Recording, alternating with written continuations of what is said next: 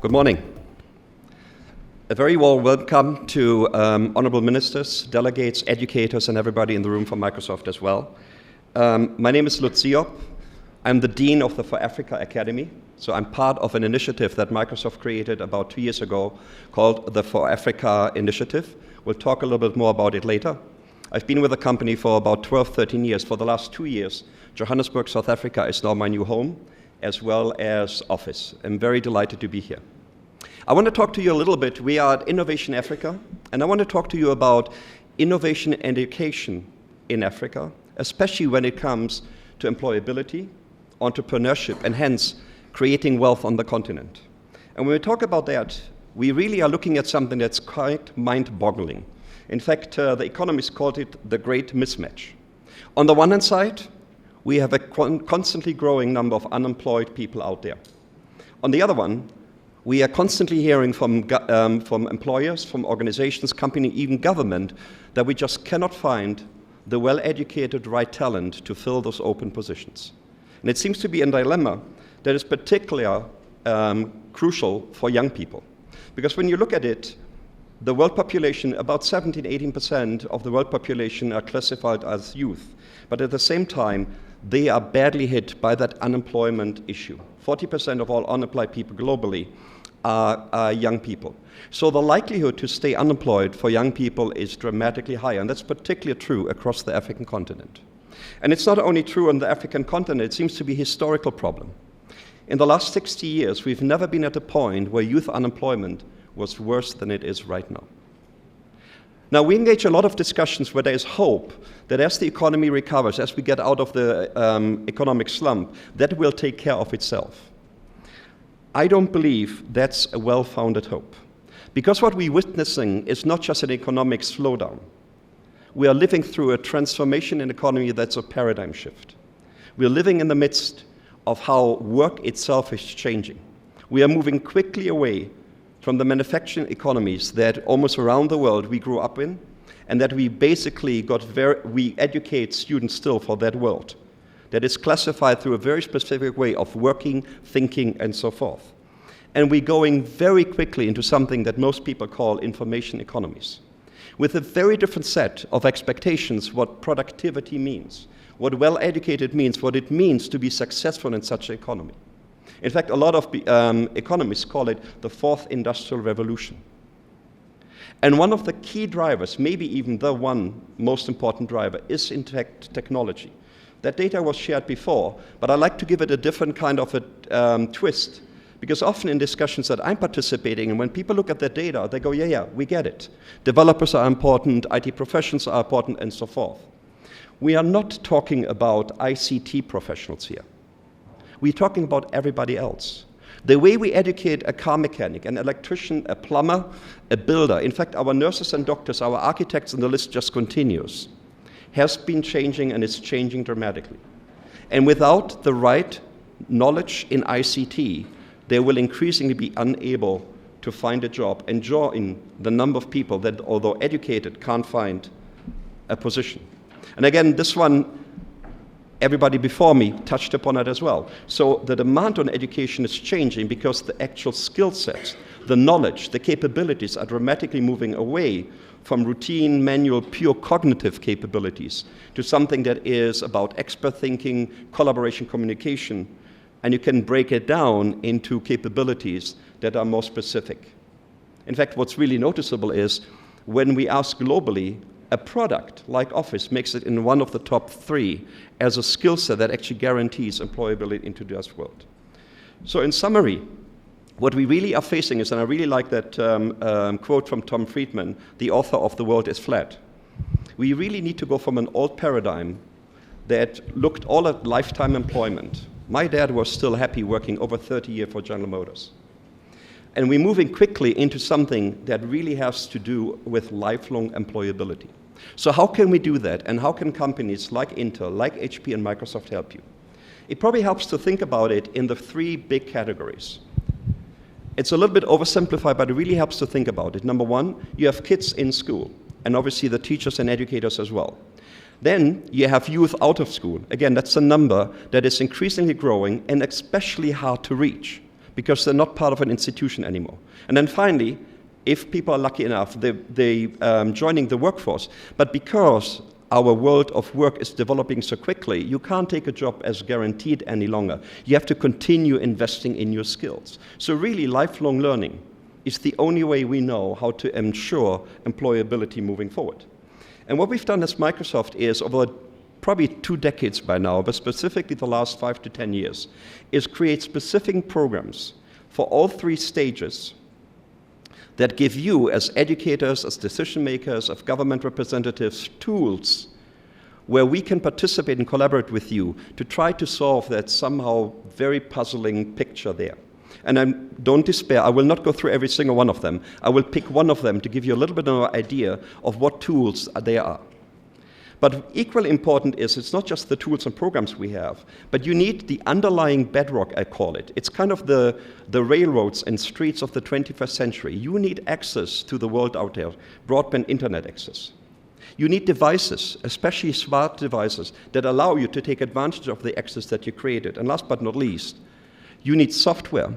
You need capabilities, cloud computing, that allow you to be productive, to be collaborative, and so forth. And in fact, I would call it that connecting tissue between all those 3. So let's start on the left-hand side, being in school. Last year, we talked a lot about the IT Academy and other programs. Today, I want to cast a different focus, and that focuses on teachers. There's another misconception out there that we often hear. Now that technology has arrived, teachers clearly are not as important anymore. I like to quote someone that I believe has frequently got it right to understand where the world is moving, i.e. Bill Gates. And he's stating the opposite. If anything, the teachers are more important than ever before. And in fact, I think it was the last question that we got previously is, so what about the teachers? And we are totally in agreement. If we leave them behind, if we leave those enablers behind, then we are probably getting stuck very, very early in the cycle. And we know from research and service, whatever, that they have the similar problems. Obviously, connectivity and getting access to devices is one, but if you look at the orange bars, it's a lot about how we invest in them, how we invest into their skill set, into their professional development. So if we really dissect it, there are 3 problems they have. One is the easy access to technology. Number 2 is locally relevant content and innovation. In fact, again, if I may, Madam, you asked the question about can we produce locally? You're absolutely right. The technology should enable local contribution. We'll talk a little bit more about that. And then finally is how do we, as responsible parties, invest in the teacher readiness? So here's our model. And it's something that many of us, I myself, have been frequently in discussions. They are so fruitless because they are an either-or instead of an and discussion. And please see for yourself whether you will recognize it here. I've been in numerous discussions where the discussion goes like this. Clearly, Lutz, the ILT model, the brick-and-mortar instructor-led model in a classroom, has been tested over a century, it's very effective, it has a very deep level of engagement, of experience. We can trust it. And the answer is yes, we can. But we also pay a price for it. It doesn't scale well. So it doesn't get very far on the scalability one, and it tends to be very expensive, and there are a couple of other disadvantages. And then you have the other camp. They praise their almost unlimited ability to scale through online provisions. Right? It doesn't matter whether 1,000, 10,000, or 100,000 people consume something. It just seamlessly scales. And we pay the price in the depth of the experience, of the engagement level, because it's hard to mimic it there. And again, in way too many discussions, be it on how to educate effectively or train teachers effectively, I find myself stuck in that either-or discussion. And what we're forgetting is one of the biggest transformation that technology allows us is to make all of them more effective and create a third model, where you can indeed drive scalability tremendously into the hundreds and thousands, while getting a level of engagement and depth of engagement that is unprecedented. And again, one of the main points for me is to understand this is not an either-or. I often compare it to if you were asked to refurbish a house, and I would ask you the question is, would you rather use a hammer, a drill, or a saw? You wouldn't even understand where the question comes from. The answer clearly is all of the above. So when we're thinking about effective teaching and effective training of teachers, I think that's the model we should use, and that's exactly what Microsoft is building. So we'll talk about deep, engaging brick-and-mortar transformation experiences like a 21st Century Leadership Workshop. We'll talk about the wealth of online resources that we have, together with, by the way, Intel and HP, but also how we're now bringing blended, hands-on by scalable solutions to the table. So if you then want to engage us in a discussion, what can I use at what point in time? Which tool set is more effective? We can talk to you about a highly scalable digital literacy, where it doesn't make a difference whether millions consume it, or a 21st century learning design workshop, where really we shouldn't have more than 30 or 40 educators in the room, and everything in between. And the everything in between also is the teaching with technology, which actually Intel, Cisco, and Microsoft together, based on UNESCO standards, has created, which is a blending approach leading to the MCE certification.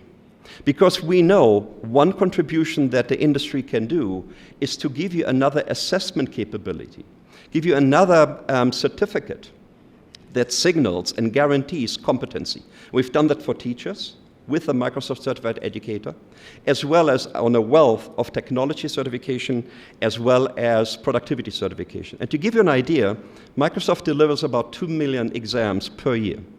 And over the last 5 years, the number of students and young people taking those exams has gradually grown, is way over 50% by now, clearly providing a solution for being able to find the job that they want. So this is the education part. This is the part kids in school. Let's talk about youth out of school. Again, remember, we made the argument they're particularly hard to reach because they're not bound and not part of an institution anymore. Again, there are a lot of things we do. For Africa, for example, has a For Africa internship program. But today I want to talk to you about the Youth Spark approach. It was briefly mentioned before. We have set ourselves a goal to globally reach 300,000 young people, to empower and enable them to really redefine their life, to get the right skills, get the opportunities they are seeking. And we do it through things like Imagine Cup, DigiGirls, there are development and coding camps and so forth.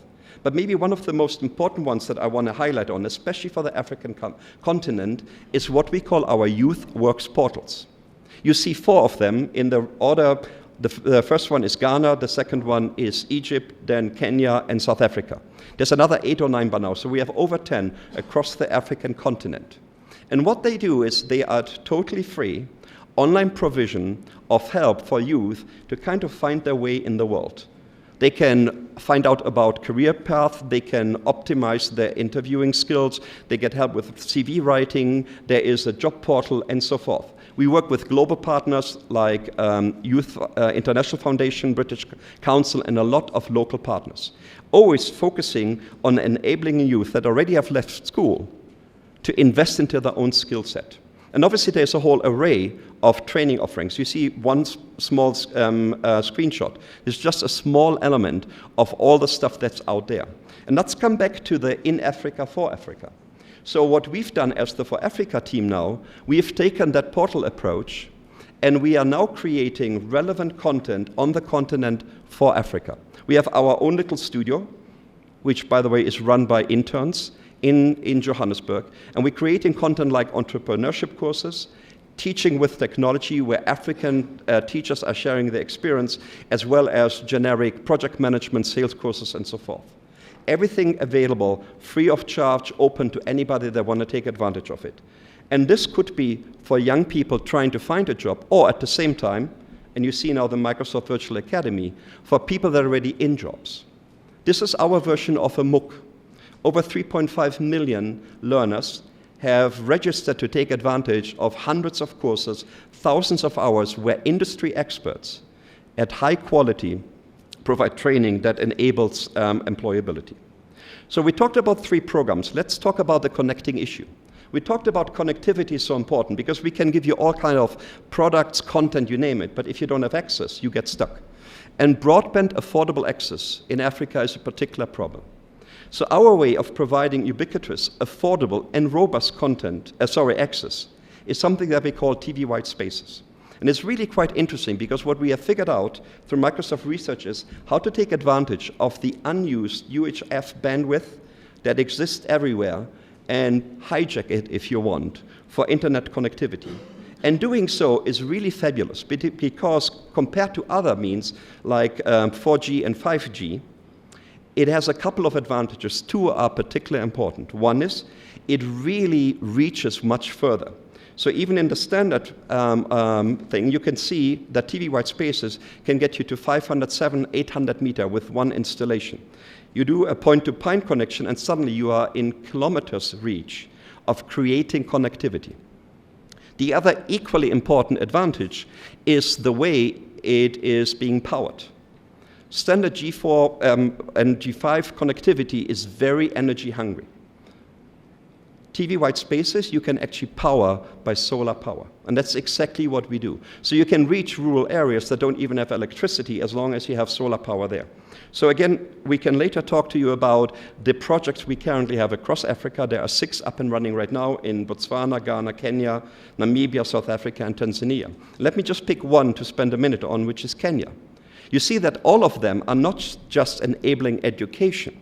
They're frequently enabling everything else as well. Small and medium business and entrepreneurship, government agencies, or hospital and health. So in Ghana, for example, the Red Cross is taking advantage of it as well, of the same installation, a government agency. And particularly interesting is you can go to Mavingo, that's the name of the project, and you will find a not used container anymore by a small startup entrepreneur powered by a solar panel, providing connectivity services to his local community while creating his own job opportunity by doing so.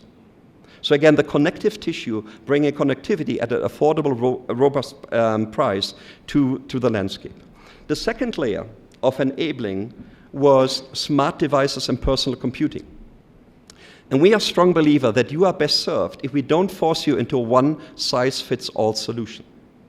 We don't want you to make a decision, a tablet is better than a laptop. We don't want you to have to make a decision, a pen input must be an element of it or not. We want you to have the freedom to do that. And if you look at whether you take the Intel Classmate, very rigid and very capable tool, or the many devices that HP wants. By the way, David, I want to tell you my son is dying to get an HP Spectra. We're still having that discussion right now. So we want to give you the choice of having selection between the devices. And with Windows 10, we've taken it to the next level. Because whether you have literally your home LCD or a display of magnificent size, a gaming device, any desktop, any portal, any tablet, any smartphone, or even a Raspberry Pi, Windows 10 will run of it and connect them. We don't force you into a multitude of development cycles, management cycles, stores, and so forth. The other thing that is important is the very devices that your students and educators will use are the very devices that they will encounter in the world of work as well. We're not giving them toys to play around with in school. We gave them the devices that their future employers will shuffle in front of them as well. And the same, which is my third layer, is true for the productivity software. I'm pretty sure if I asked for a raise of hand, that a majority of you would say, yes, I use some Office product, be it Word, PowerPoint, Excel. I'm not sure that the same amount of people would raise their hand and say, I touched Office 365. And I would invite you to kind of discover it for yourself for a couple of reasons. Number one, Office 365 doesn't just give you a totally seamlessly integrated cloud capability in PowerPoint, Word, Excel, whatever, so that you off and online can work seamlessly. It adds products that you might have not discovered yet. Skype for Business as a perfect collaboration platform. Yammer as a perfect social enterprise software that allows you to create practices of experts. There is OneNote. There are other capabilities that we implemented as well. But equally important is we also know that all computing devices that you will be using or are currently using might not run already Windows or will never run Windows software. Because we know that Office 365 connects all your devices' worlds. It doesn't matter whether you have an Android tablet or phone. It doesn't matter whether you have an iPad or iPhone. We will seamlessly deploy Office 365 for them and allow you to work together in that notion. And if that's the case, now suddenly you have a very different understanding what such a productivity software can do for a learning trajectory. Because as powerful as many learning applications are, they are often glorified and extremely well-designed consumption applications. You jump into them, you consume, you're passive, and then hopefully you learn. That is not learning, that is not skilling. That consumption part is just part of it. It's your input. But you need to have all the abilities to think, to express, and to collaborate. And so by being able to put those things together, real transformative skilling and learning happens, not just passive absorption of knowledge and know-how. And there's another thing that is really, really important.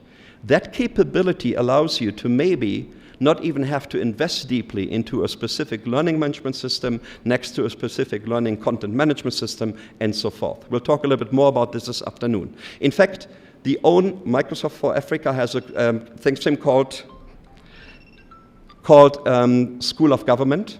We run the whole School of Government on Office 365. We'd love to share that with you. So in summary, what is important for us to really enable you and contribute to something that is truly lifelong learning. We have to get out of silos. We have a school solution, we have a workforce solution, and then maybe we have an unemployed solution. We don't have to do that. And it is artificial and unproductive. And so the solutions that we provide you have connecting tissue, have the ability to really have someone go through it. And by the way, the reality nowadays is they often will get back and forth. They might already be in the workforce and then suddenly jump back again, being out of job and so forth. So that kind of seamless integration becomes very imperative. So let me finish with a quote of Satya Nadella, our CEO. When Microsoft launched Windows 10 a couple of weeks ago, arguably probably one of the most important product launches in our history, Satya didn't travel to New York or London or Tokyo. He traveled to Nairobi in Kenya. And he took the time to actually go to the Mawingu project, the TV White Spaces project, in the north of the country, and single-handedly upgraded their computer in the classroom that they are using to Windows 10. And the reason why he did it is because he is dedicated to making sure that the roughly 3.8 billion people that don't have access to the internet, don't have access to connectivity today, and the majority of them, in fact, live in developing and emerging countries, get the same opportunity, which we know is transformative. And we believe, together with our partners Intel, HP, and Microsoft, we can make a tremendous contribution by enabling you to use technology in a very intelligent way. Thank you.